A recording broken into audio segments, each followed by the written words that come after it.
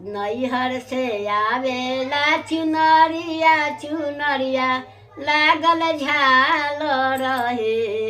ए ललना ससुरा से आवे ला सिंहोरावा सिंहोरावा भरल से नूर रहे। ए ललना ससुरा से आवे ला चुनरिया सिंहोरावा सिंहोरावा भरल से नूर रहे। कहवा में धरब चुनरिया चुनरिया लागल झाल रहे। ए ललना कहवा में धरब सिंहोरावा सिंहोरावा भरल सिंदूर रहे।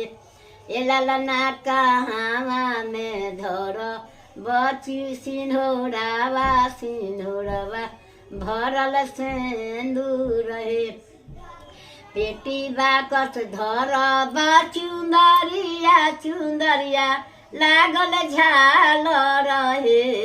ए ललना कोठिया धरब सिंहोरावा सिंहोरावा भरल सिंदूर रहे।